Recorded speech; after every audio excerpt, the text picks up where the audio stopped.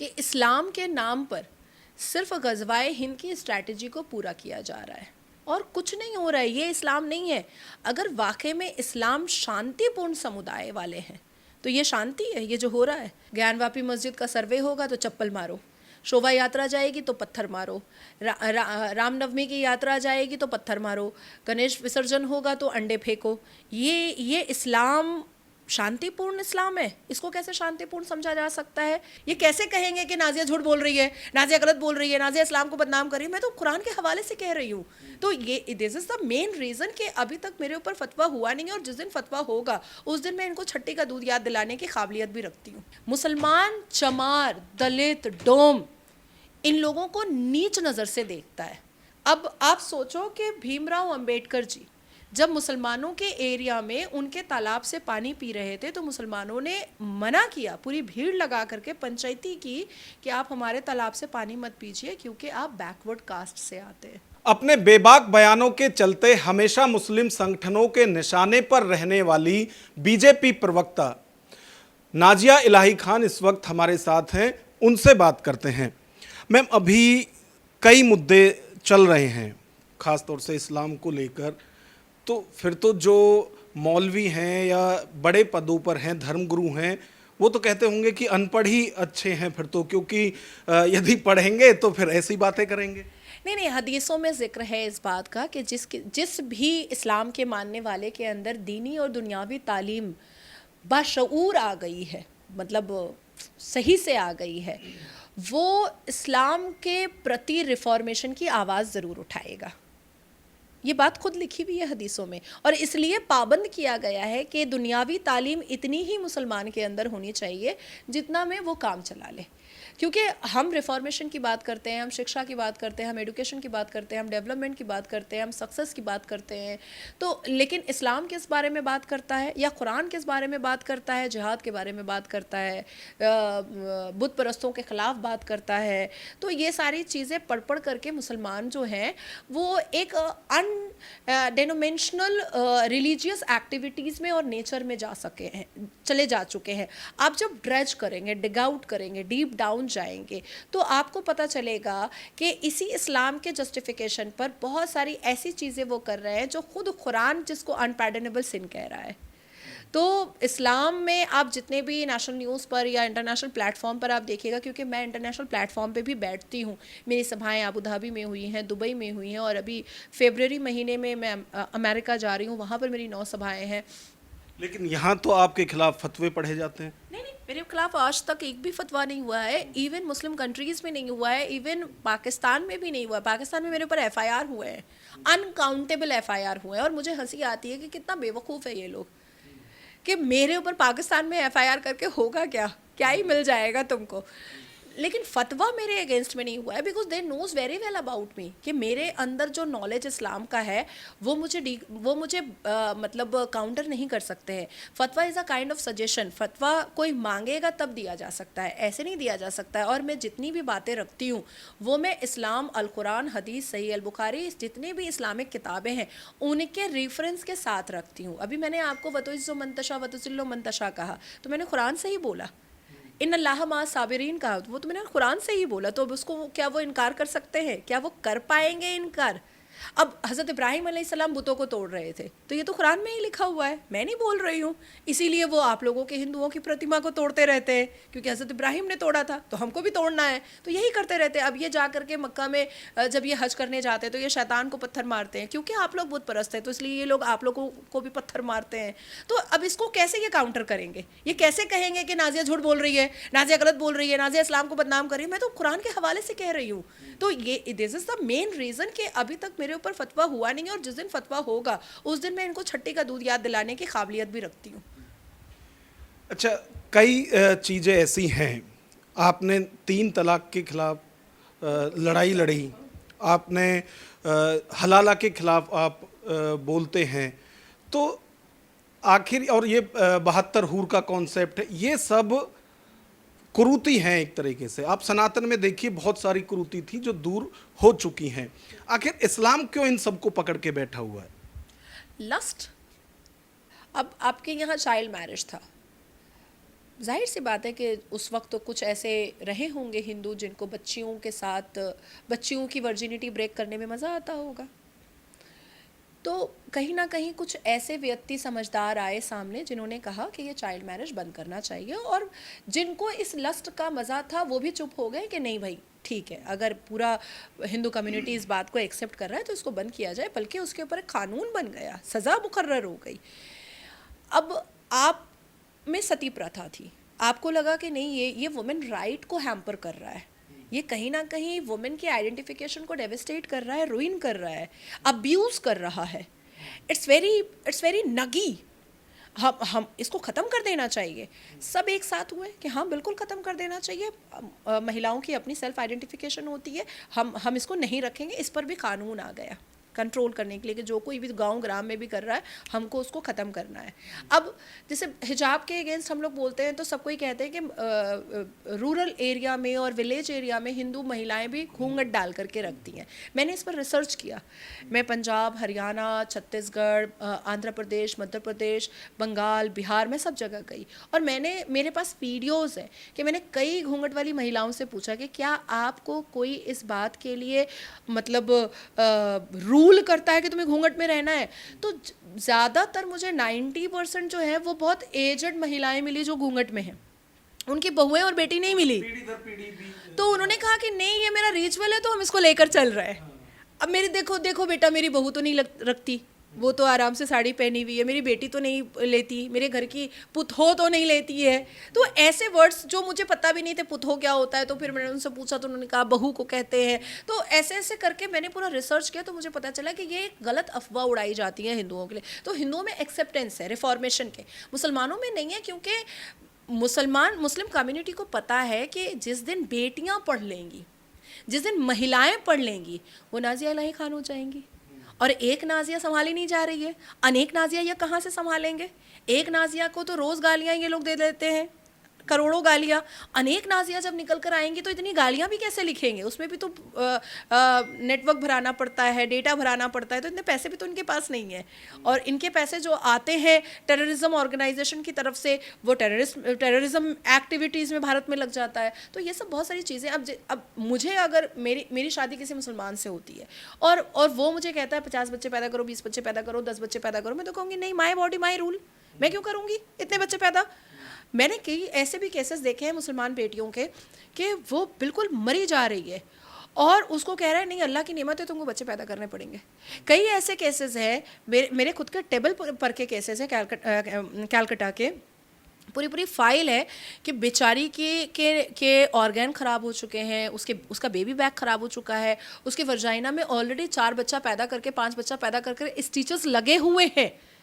Normal delivery में stitches वर्जाइना में लगे हुए हैं, डॉक्टर्स भी मना कर रहे हैं, लेकिन फिर भी उससे बच्चा पैदा करवाया जा रहा है। अब आप सोचिए कि जिस महिला के वर्जाइना में ऑलरेडी 3 बार स्टिच लग चुका है 5 बच्चे पैदा करने में, और वो फिर नॉर्मल डिलीवरी कर रही है या वो सीजर से डिलीवरी करवा रही है, तो आप सोचिए कि उसकी बॉडी का हाल क्या हो जाता होगा, उसकी बॉडी का कंडीशन। वो तो एक मतलब लाश है, सिर्फ उसको बच्चा पैदा करने की मशीन बनाई गई है। आप देखिए महमूद मदनी ने 2021 में एक स्टेटमेंट दिया था कि हम मेरे ही रिएक्शन पर एक्शन पर उसने रिएक्शन दिया था। मैंने कहा था भाई हमारे इस्लाम में तो औरतें खेत होती है, तो उसने क्या कहा था, मेरे ही इस स्टेटमेंट का रिप्लाई महमूद मदनी ने दिया था कि क्योंकि खेत जो है वो फसल उगाने के काबिल नहीं रहती है तो हमें दूसरे खेत में जाना पड़ता है हल जोतने के लिए। कितनी गंदी बात उसने कही थी, क्योंकि महिलाओं के पीरियड्स का एक टाइम लिमिटेशन होता है। उस टाइम लिमिटेशन के बाद जब उसके पीरियड्स बंद हो जाते हैं तो ये लोग दूसरी शादी कर लेते हैं हल जोतने के लिए। Even I can't use that abusive and filthy languages. जो बोला जाता है कि धर्म उनकी इजाजत देता है कि वो 4 शादियां कर सकते। नहीं, प्रॉफिट मोहम्मद ने तो 11 शादियां की थी, 11 बीवियों के साथ सेक्स किया था, इंटरकोर्स किया था, तो ये तो बेचारे 4 पे ही अटके हुए हैं। मुझे तो तरस आता है कि भाई फॉलो करो प्रॉफिट मोहम्मद को सही से, 11 करो। अच्छा, हलाला की बात है, वो सब क्यों, ये मैं वही कह रहा था कि ये सब चीज़ें क्यों ख़त्म नहीं हो सकती इस्लाम से, जब सनातन में बहुत सारी चीज़ें हैं और दूसरे धर्मों में भी बहुत सारी चीज़ें थी जो ख़त्म हो गई। मैं भाई गुस्से में मुस्लिम पर्सनल लॉ बोर्ड से नहीं हूँ, देवबंद से भी नहीं हूँ, मैं मदरसों से भी नहीं हूँ, मौलवी मुल्लाओं से भी नहीं हूँ। भाई उनको मज़ा मिल रहा है, 6 साल की बच्ची से शादी करके 9 साल की उम्र में उसकी वर्जिनिटी ब्रेक करने में उनको मज़ा मिल रहा है। अब जो बुढ़ा आदमी 3 महीने की बच्ची का रेप करता है उसको मज़ा आता होगा, कुछ उसे ड्यूज होता होगा 3 महीने की बच्ची को देख करके। क्रिमिनल माइंड तो क्राइम ही ढूंढेगा ना, क्रिमिनल माइंड तो क्राइम करने के लिए तो उसका कीड़ा तो नाचेगा ना। लेकिन इस देश का न्यायपालिका क्या कर रहा है? वो सुओ मोटो एक्शन क्यों नहीं ले रहा है? हमें जाकर के पॉलीगेमी हलाला के खिलाफ पीआईएल क्यों डालना पड़ रहा है? हमें गुस्ताखे रसूल की सजा सरतन से जुदा के खिलाफ में, ऐसे स्लोगन के खिलाफ में पीआईएल क्यों डालना पड़ रहा है? हमें क्यों कहना पड़ रहा है कि भाई 26 आयतें बैन होनी चाहिए, म्यूट मूड पे जानी चाहिए, क्योंकि इन 26 आयतों से कई लोगों का सरतन से जुदा हो गया है और हिंदुओं पर आक्रमण किया जाता है, उनके देवी देवताओं का अपमान किया जाता है। हमें क्यों बोलना पड़ रहा है? भाई जो एक बलात्कारी बलात्कार ही करेगा, एक चोर चोरी ही करेगा, एक डकैत डाका ही डालेगा, एक झूठा आदमी झूठ ही बोलेगा, एक लुच्चा आदमी लूच वाला ही काम करेगा। तो जो जो है वो वही करेगा। अब आप एक चैनल के रिपोर्टर हैं, आप रिपोर्टिंग ही कर रहे हैं, आपने कोई टेलीस्कोप लगा करके डॉक्टर का काम नहीं कर रहे हैं। मैं वकील हूँ, मैं कोर्ट जाती हूँ, मैं भाजपा से जुड़ी हुई हूँ, मैं भाजपा का काम करती हूँ, मैं राष्ट्रभक्त हूँ, मैं राष्ट्रभक्ति का काम करती हूँ। अब मैं चले जाऊँ, मैं मॉडलिंग करने लगूँ, मैं नहीं कर सकती। कंगना रनावत अच्छी अदाकारा है, वो मेंबर ऑफ पार्लियामेंट होने के साथ साथ हमें 2 दिन पहले वो एक रैंप शो पर दिखी, क्योंकि वो उनका प्रोफेशन है, तो जो जो होता है वो करता है। लेकिन अगर कोई गलत कर रहा है, असंवैधानिक काम कर रहा है, देश के कानून के खिलाफ काम कर रहा है, जिसकी इजाज़त देश का कानून नहीं देता है, तो इसका एक्शन तो देश के सर्वोच्च न्यायपालिका को सुओ मोटो के हिसाब से लेना चाहिए। अब इसकी मैं एक एग्जाम्पल दे देती हूँ। जस्ट सपोज कि आपने एक 6 साल की बच्ची से शादी किया, तो आपको देश का कानून नॉन बेलेबल सेक्शन पर आपको जेल में डाल देगा कि तुमने पॉक्सो कर दिया। और आपका बेल भी नहीं होगा, क्योंकि पॉक्सो में बेल नहीं है ना। 2019 का जो देश के लोकतंत्र के मंदिर से जो बिल पास हुआ, और एक मुसलमान, रहीम हो जाए, मोहम्मद हो जाए, सलीम हो जाए, उसने 6 साल की बच्ची से शादी किया, पुलिस उसको अरेस्ट करके लेकर आएगी, all India Muslim personal law board के वकील खड़े होंगे और वो कहेंगे प्रॉफिट मोहम्मद ने किया था, इसने भी किया। और हमारे जो देश के कानून का जो हाल चल रहा है, देश की न्यायपालिका का जो हाल चल रहा है, बेल भी मिल जाएगा। Can you imagine, Orissa high court के एक जज ने एक बलात्कारी का डेथ पेनल्टी इसलिए रोक दिया क्योंकि वो जेल के अंदर नमाज पढ़ता था। Can you imagine?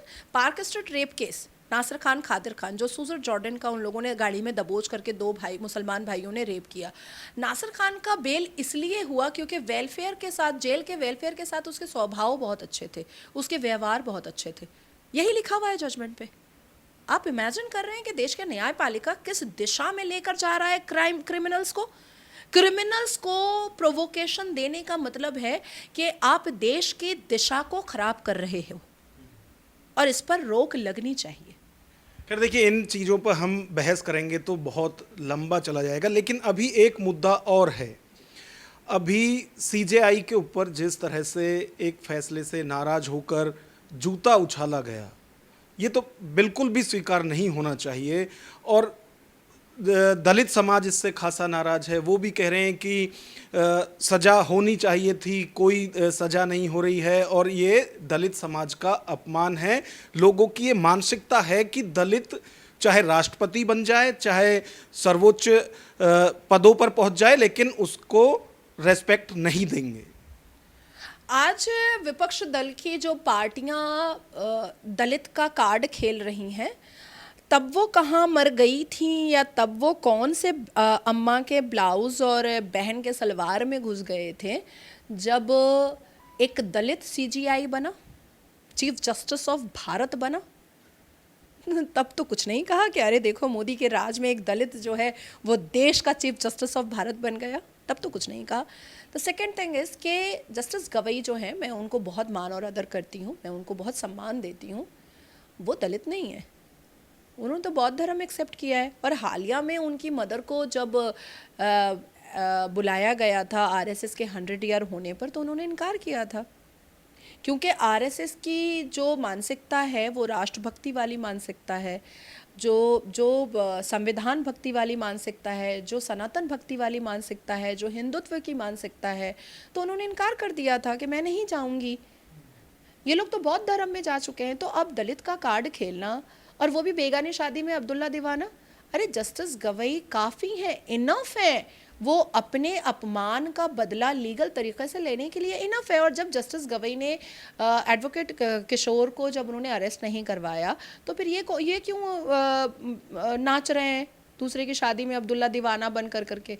The third thing is कि देखिए, हम जैसे राहुल गांधी कहते हैं गोडसे ने गांधी को गोली मारा क्योंकि वो संविधान नहीं मानता था।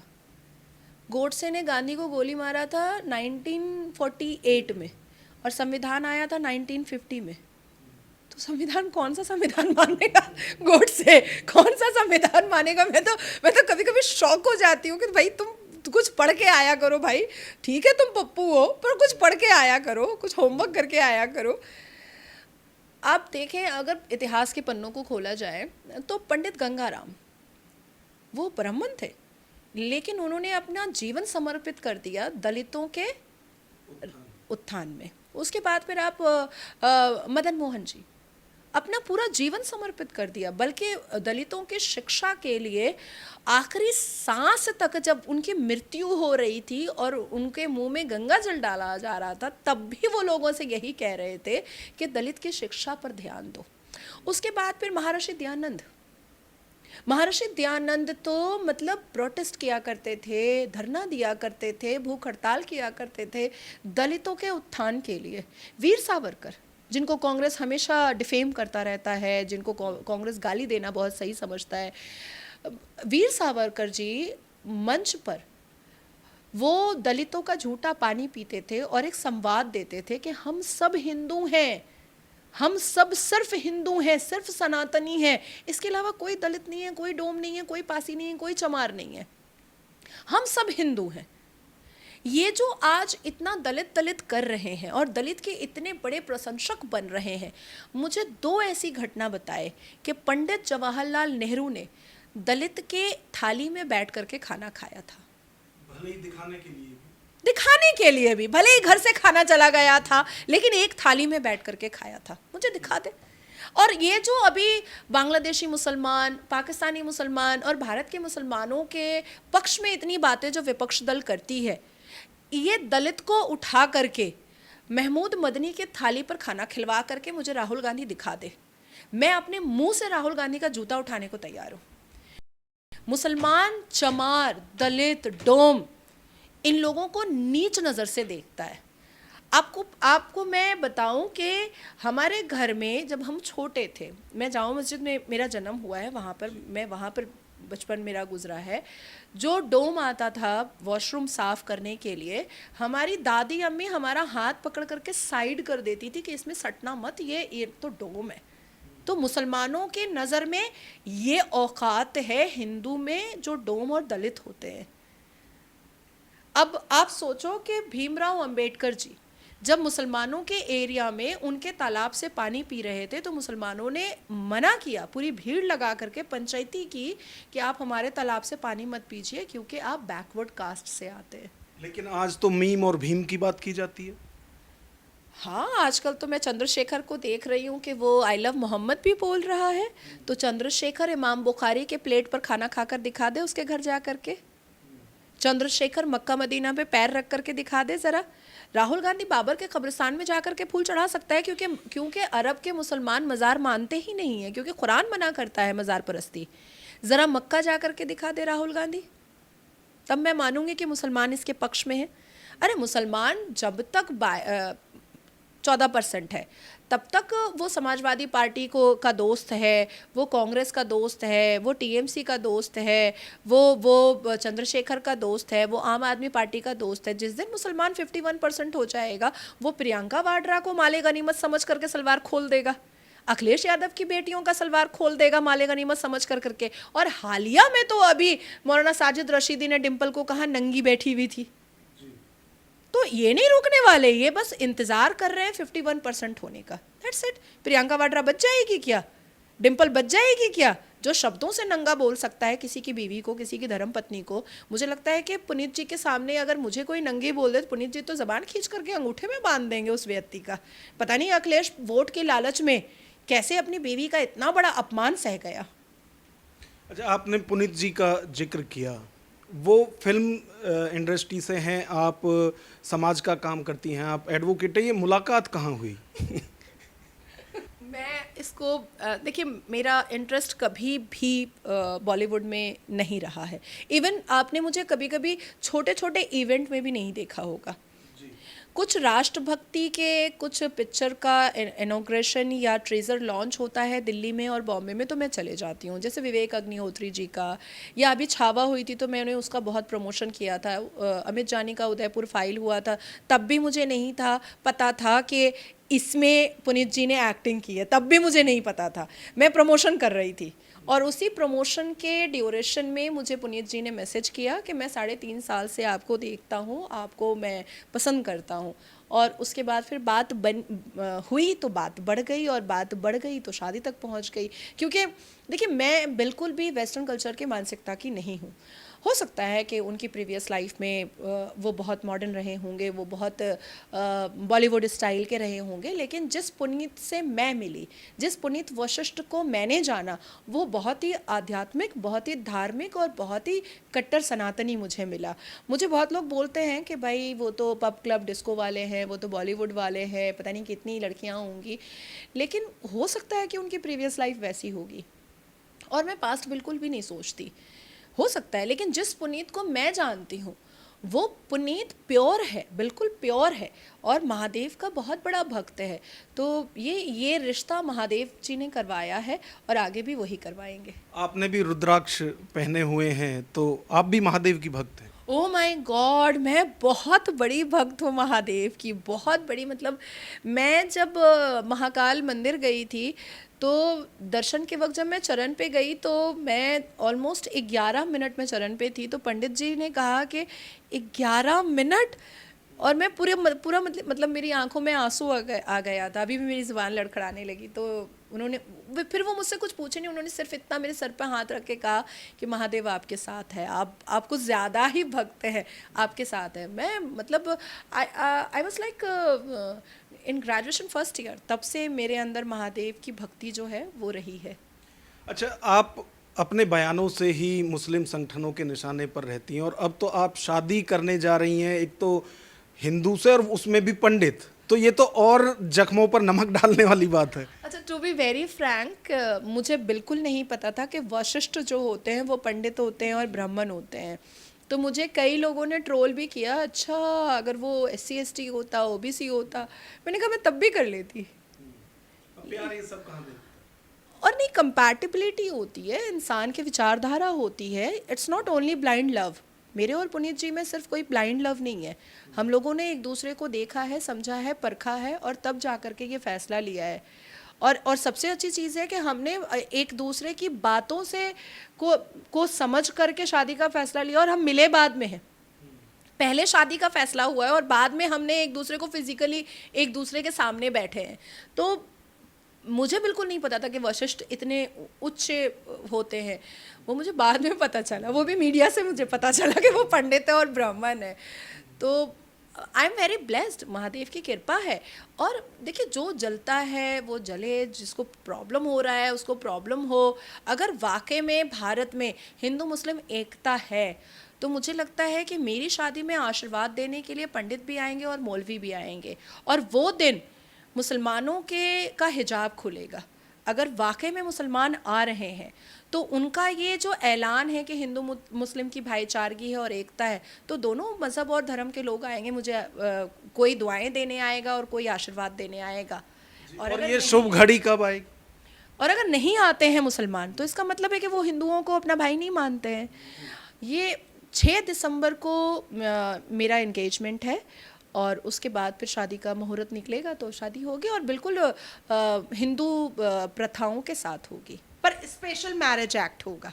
मैं इस्लाम नहीं छोड़ रही हूँ, और मुझे पुनीत जी ने कहा भी नहीं है। जैसे मुस्लिम पुरुष जब हिंदू लड़की से शादी करते हैं तो उसका नाम भी चेंज करवा देते हैं, उसका कन्वर्शन भी करवा देते हैं, लेकिन हमारे में ऐसा कुछ भी नहीं है। यही पहचान है अच्छे सनातनी की।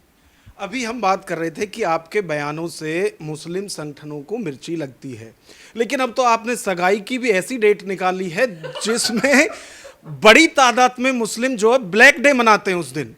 अच्छा है, 6 दिसंबर को मेरे एंगेजमेंट के बाद अब वो हैप्पी डे मनाएंगे, वो भगवा डे मना लेंगे, ऑरेंज डे मना लेंगे। देखिए मुझे ऐसा लगता है कि और हमारा इस्लाम भी कहता है कि अगर एक कलमा शरीक के घर पर आपके अब्बा की मौत हो जाए, अम्मा की मौत हो जाए, इवन आपकी औलाद की भी अगर मौत हो जाए, तो आप 3 दिन से ज़्यादा सोग नहीं मना सकते। तो जिस बाबरी मस्जिद पर ये झाड़ू लगाना नहीं जाते थे, जिस बाबरी मस्जिद पे ये अगरबत्ती जलाने नहीं जाते थे, जिस बाबरी मस्जिद के झोल और झक्कड़ को झाड़ने नहीं जाते थे, जिस बाबरी मस्जिद में 5 वक्त अजान नहीं होती थी, जिस बाबरी मस्जिद में कोई एक मुअज्जिन नहीं जाता था, जिस बाबरी मस्जिद को कभी रेनोवेट नहीं किया गया, जिस बाबरी मस्जिद के अंदर जानवर हगते मूतते थे, बच्चे जा कर के हग मूत करके आते थे, और आज वो रामलला की अयोध्या इतनी भव्य मंदिर बनी है, तो उस पर इतना ब्लैक डे मनाने की क्या ज़रूरत है? क्या ज़रूरत है? मुझे लगता है कि इनके दिमाग को खोलने की ज़रूरत है इनको। और मैं एक बहुत अच्छा इनको ऑप्शन दे रही हूँ कि अब 6 दिसंबर बिल्कुल ब्लैक डे मत मनाओ, अब 6 दिसंबर को भगवा डे मनाओ, क्योंकि भगवे लहंगे में मैं एंगेजमेंट करूँगी।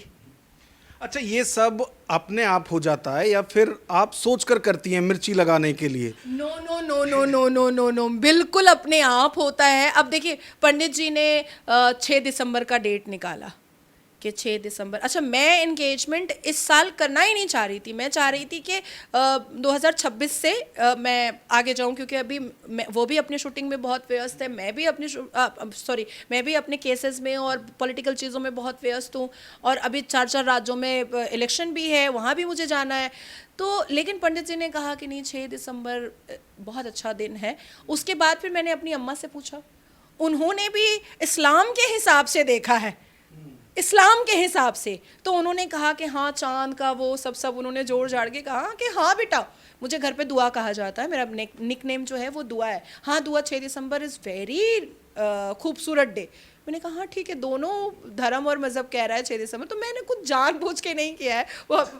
मैं ये सवाल इसलिए कर रहा था कि हमने देखा कि जब रामलला के प्राण प्रतिष्ठा हो रही थी, उस वक्त भी आप और कंगना रनौत सबसे ज़्यादा वहाँ पर जयकारे लगा रहे थे, तो ये बहुत ज़्यादा दिक्कत हो सकती है उधर।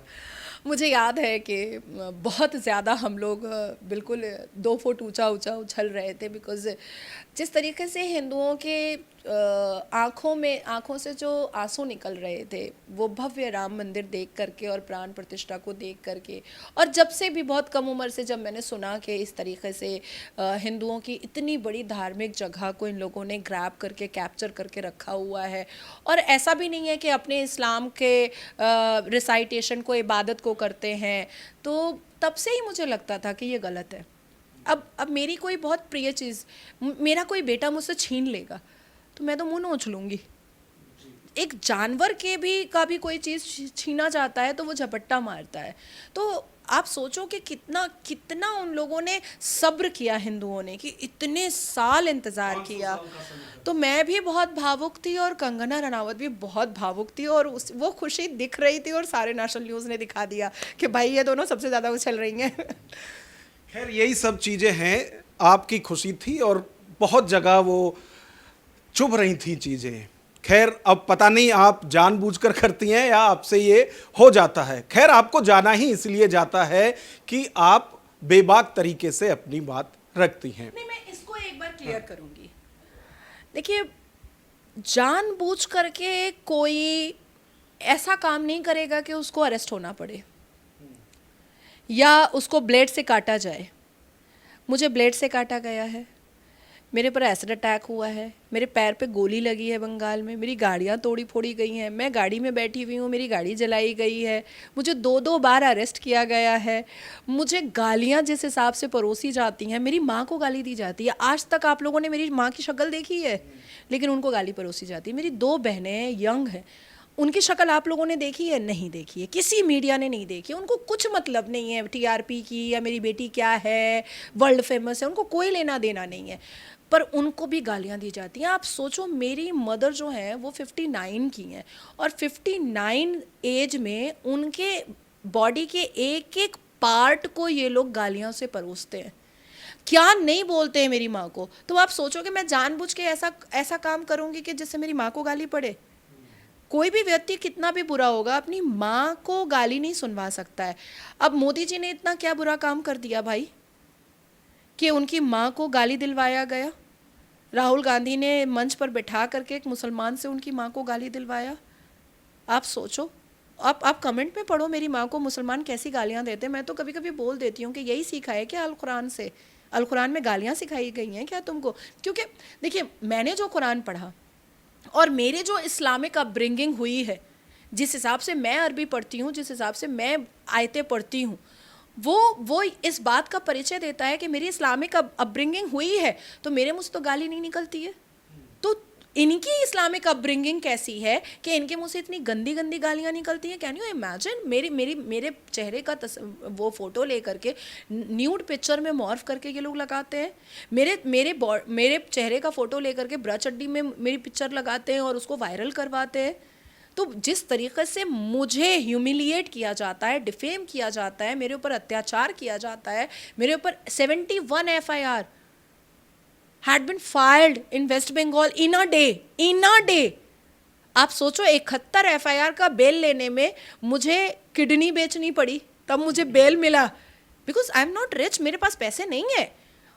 और मैंने ज्वेलरी बेची है, मेरा एक 1 आर के एक फ्लैट था बंगाल में राजरहाट के पास, मुझे वो बेचना पड़ा है। वो बेच करके मुझे लेना पड़ा बेल, क्योंकि जितने भी बेल मैं ले रही थी वो हाई कोर्ट में 25,000 रुपये बेल बॉन्ड, और वो आपको पे करना है। अब 71 FIR को आप इंटू करो कितना बेल बॉन्ड मैंने भरा है। वो तो अच्छा है कि मैं खुद वकीलों के वकील का पैसा बच गया, नहीं तो वो भी देना पड़ता मुझे।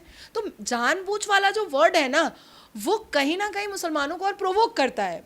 जानबूझ के कोई मरना नहीं चाहता है कोई, और महिला होकर के कोई अपने बॉडी पार्ट को बेइज्जत नहीं करवाना चाहता है। मैं वही करती हूँ जो मेरी राष्ट्रभक्ति मुझे अनुमति देती है, मैं वही करती हूँ जो संविधान मुझे अनुमति देता है। अब मैंने रुद्राक्ष पहना है, इससे मुसलमान मुझे गाली देते हैं, लेकिन आप मुझे बताएं कि क्या ये अनकॉन्स्टिट्यूशनल है? तो मैं तो वही कर रही हूँ ना, मैं जानबूझ के नहीं कर रही हूँ, मैं कॉन्स्टिट्यूशनल के दायरे में काम कर रही हूँ। लेकिन इस सब के बावजूद भी धैर्य आपका डगमगाता नहीं है? कभी भी ये नहीं लगता है कि कहाँ फंस गए? इससे तो सिंपल जैसे सब लोग करते हैं। मुझे कोई आ करके ये कह दे कि नाजिया आबू धाबी में तुमको आधा आबू धाबी गिफ्ट कर देंगे, जैसे एक आई थी ना हिजाब के लिए मुस्कान, आज आप चलिए उसका जो आबू धाबी और दुबई में जो बंगला और गाड़ी है, उसने अलकायदा की चीफ की वो रखेल बनी और उसको सारी चीज़ें मिल गई। और ऐसी अपॉर्चुनिटीज़ मेरे पास भी आती है, लेकिन मेरे लिए ना मैं अपनी माँ को धोखा दे सकती हूँ जिसने मुझे जन्म दिया, और ना मैं इस धरती को धोखा दे सकती हूँ जिसके कर्म मेरे साथ जुड़े हुए हैं। And karma is bitch, karma is boomerang. अगर मैं 2 माँओं को धोखा दूंगी ना, तो जितना भी कोई मुझे पैसे दे दे, मुझे वो कभी पैसा मैं भोग नहीं पाऊंगी। बहुत बहुत धन्यवाद आपका।